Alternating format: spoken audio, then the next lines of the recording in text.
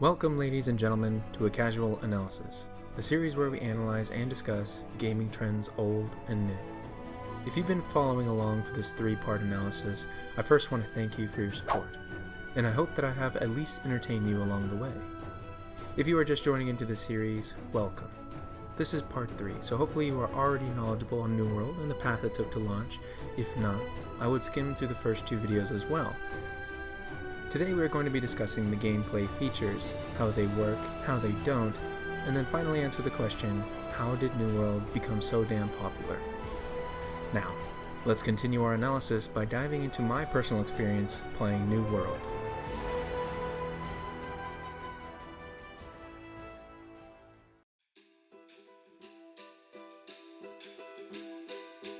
I will try to keep my review at a high level, since there are hundreds of videos on the subject already done by people that have played much more than I have.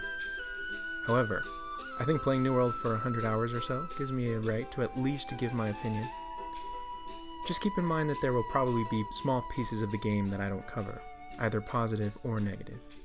I will also mention that at the time of writing this script, I have 2 characters, one at level 27 and one at level 16, so I will base my review on that.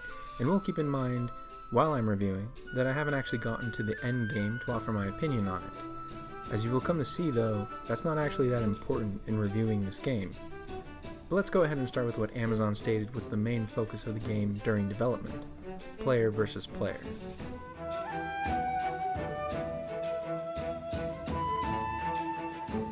PvP in New World is a bitter back and forth between feeling completely awesome to be a part of and frustrating to take part in.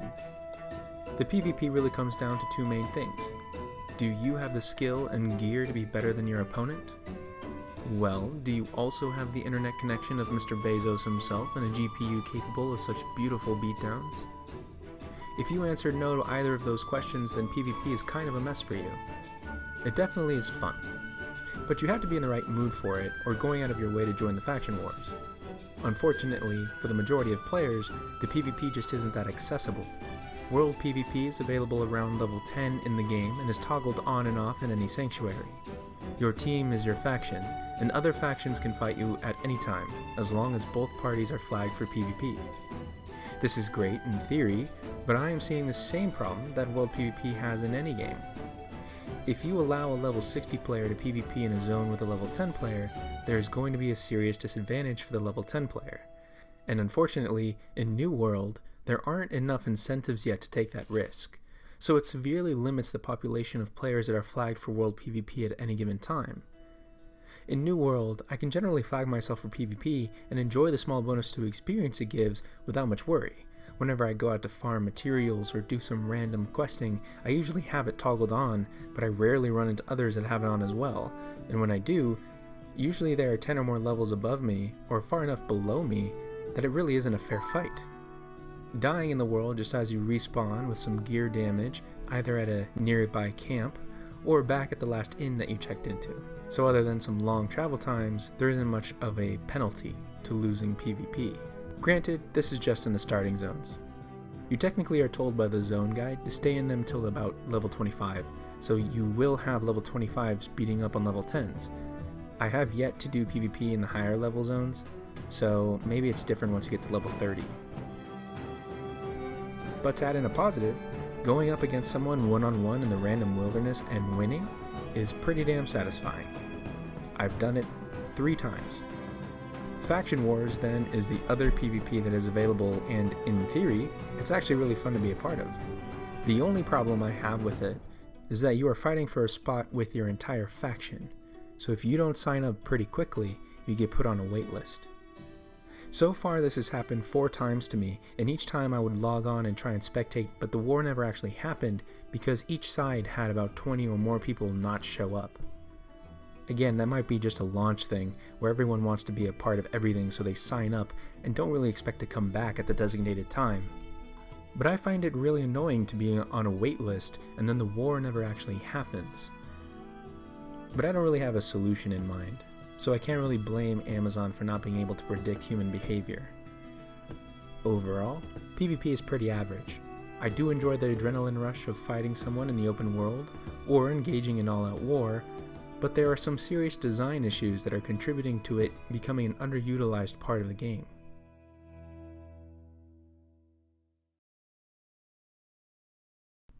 PvE, or player versus environment, is where I spend most of my time in MMOs. I love following a story and using all the tools at my disposal to slay monsters and solve puzzles in the name of gear and stat progression. The almighty quest givers are my best friends, and I never go into a game without looking for those sweet, sweet quest markers. Unfortunately, the questing in New World is completely basic.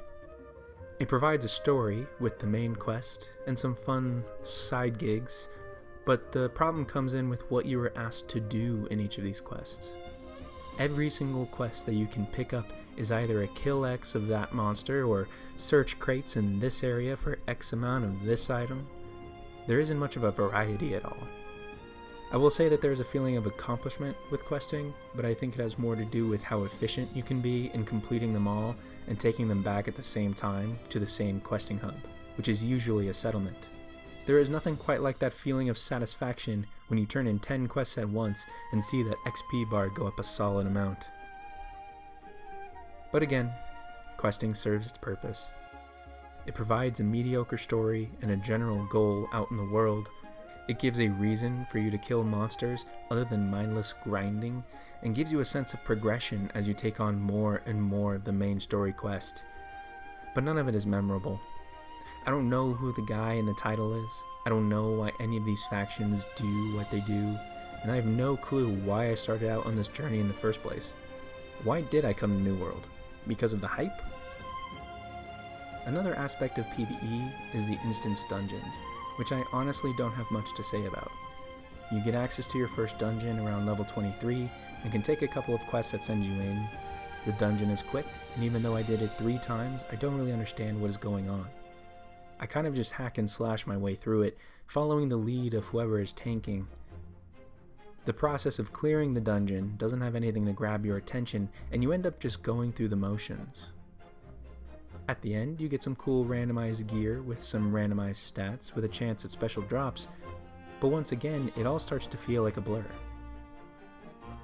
With all these negatives, I do want to mention that the dungeons do provide a small amount of extra thrill and social interaction at least, so I do appreciate the fact that they did not start the game with a dungeon finder or something like that. It actually makes you look at recruitment chat and see if anyone is starting a group to take on a dungeon, so worth it definitely, but not necessarily memorable. Around level 27, I realized that the only fun I had with PvE was trying different combat styles and the slow rising power numbers that MMOs are famous for, so let's dive into the slow, addictive XP grind.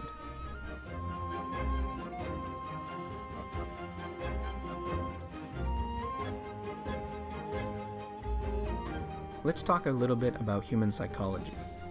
It's well known that humans are beings of consequence. The only reason we do anything in life is for some sort of reward, whether that be intrinsic or extrinsic.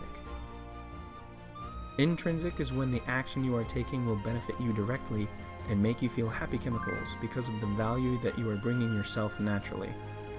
For example, if I complete a drawing because I like to draw, and it makes me happy to get better at drawing or to see my artwork, that is intrinsic value. My motivation is being driven by my own enjoyment and natural drive to be happy. Extrinsic, then, is when someone is giving you a reward for an action which may or may not be something that you would naturally find appealing.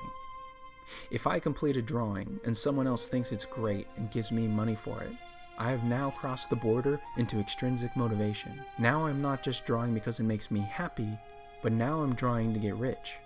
In game design, there have been long debates on whether games should offer intrinsic or extrinsic rewards to their players. It is yet to be completely decided which one is better. Do you make a game and cross your fingers that players are going to derive their own enjoyment? Or do you create a game that provides a sense of accomplishment and rewards through skins or player power? It's still an ongoing debate. One thing is true when it comes to MMOs. In MMOs, there will be a mix of all sorts of extrinsic and intrinsic rewards, because MMOs have so many different things to do in them. Although, it is my personal opinion that the best thing an MMO can do is cultivate the player's ability to find their own fun in the world they are playing in.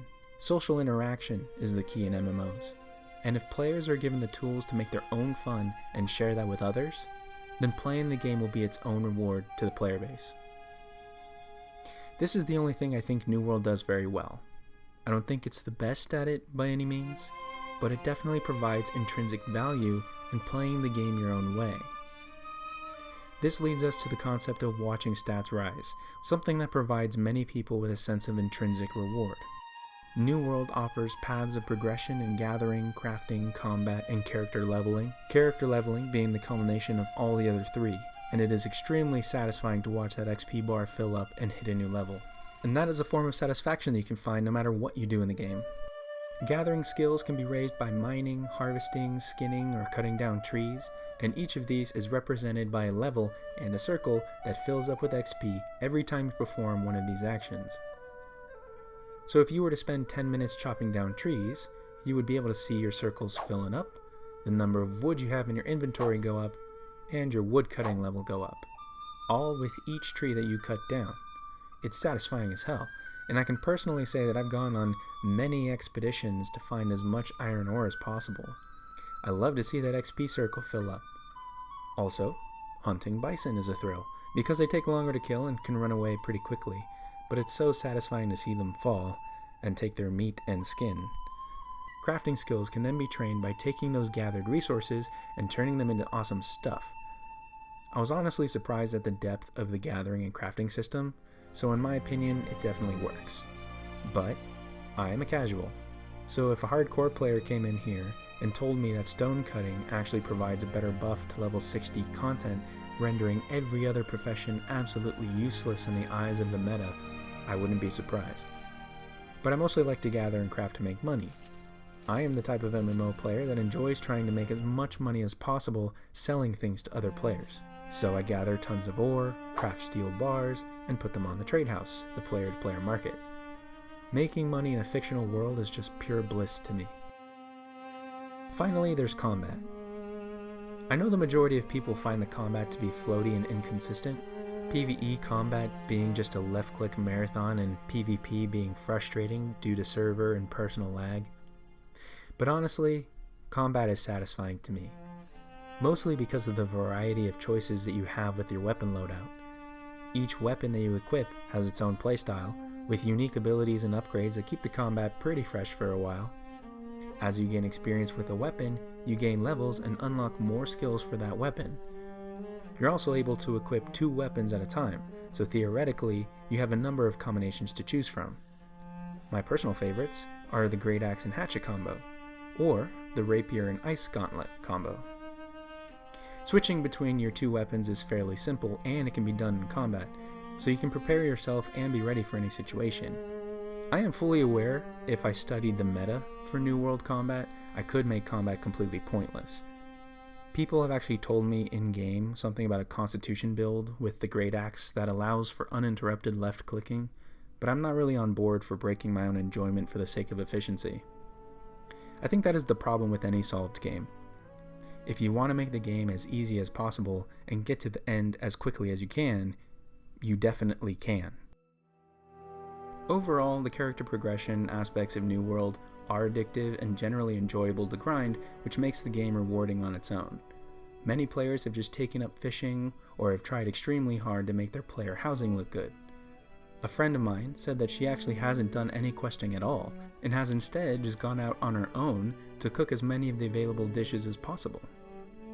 All of these options are available to players to make their own fun, and that makes for a great MMO experience for the majority of players.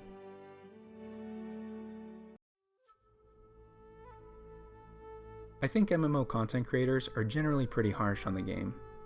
Like I said, it's mediocre at best, but I think it brings gameplay features to the mainstream that we haven't really seen much before.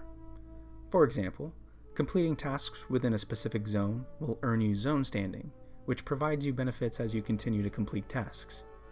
It starts leveling up pretty quickly, but after a while, you start wondering when the next one is coming so you can avoid paying those pesky crafting fees. Player housing has some good features, including adding trophies to your home that give you benefits out in the world. This one is pretty great at a high level because it adds more motivation to go out in the world and retrieve those trophies. Though again, This may contribute to the meta mindset eventually, but you can put a dog in your house, which I think is absolutely phenomenal game design. The HUD is pretty well designed in my opinion. Other than having a pretty short pinned quest list, all of your useful info is on the screen, and it doesn't cover much of your view, which I think is a great design choice for a game as beautiful as New World. All of the interfaces are pretty well organized, making for most gameplay systems in the game very accessible to new players. There's definitely a sense of grand exploration in the game. Anywhere you turn, there is something to find. Whether it be resources or landmarks or new zones, I found myself walking around picking up random things and getting lost in the environment. I have also found that the fall damage is negligible, so I've been exploring to find mountains tall enough to climb and jump off to see if I can be the first person in New World to die of falling. Another positive of the game in my opinion is the community. Players I have run into have generally been pretty inviting and accepting of people learning the game. I haven't been pushed into a hardcore gamer's meta strategy for fear of not being invited to things. On both my characters, I've been invited guilds and have had no problem finding nice people to do content with. Generally, people are pretty good to each other, with the obvious caveat that not everyone is good to each other. There are definitely more positives to talk about. It really is a shame that the issues overshadow the good of the game. New World does a lot of what every other MMO does. It just feels like they tried to do too much and couldn't make anything stand out.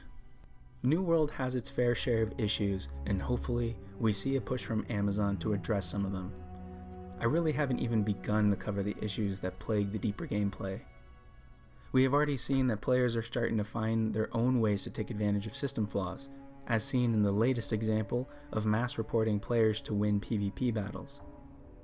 We have seen that there is a lack of content in both leveling and endgame PvE. We are missing a compelling narrative that players can use to justify why they are doing anything in the game. There's no swimming, which I find hilarious, but in a tragic sort of way.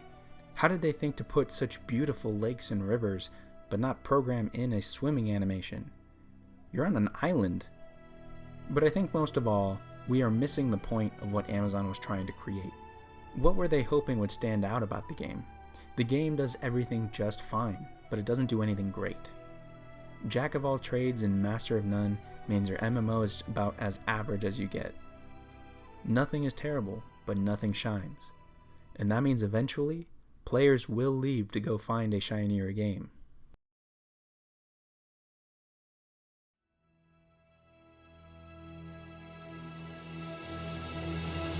So, the million-dollar question.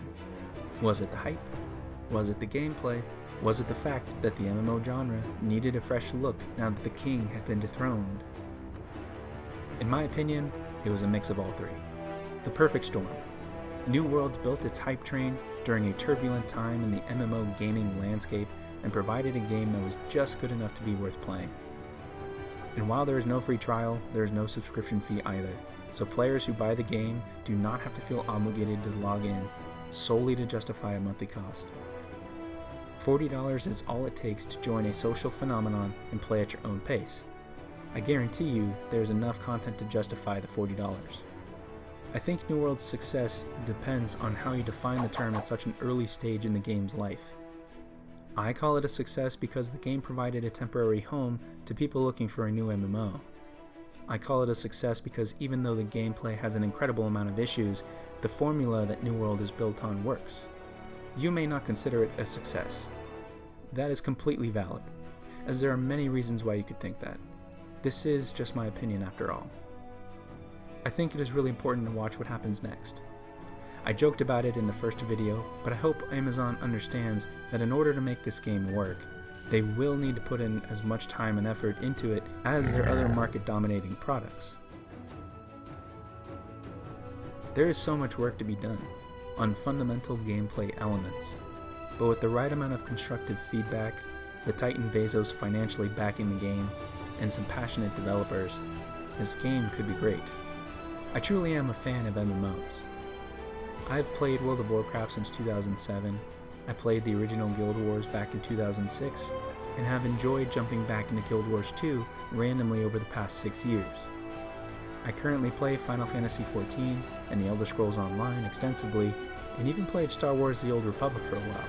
There is a long list of MMOs that I have spent an unhealthy amount of time and money on. I don't necessarily like that Amazon can hop into any market they want and immediately grab market share, but I do want this game to succeed. Call me naive, but I want all games to improve over time and succeed because I think it improves gaming as a whole, and the MMO genre specifically needs a new face. I'm not particularly saying that New World is it, that the MMO critics can call it quits and say that we have found the new king. But this game is a step forward. It's an attempt. We can stand on the shoulders of giants before us and make better and better games. Thank you for listening. If you stuck with me through this casual analysis, I hope you enjoyed the ride, or at least found it entertaining. That's all I really care about. I can't wait to see what topic we have to enjoy next.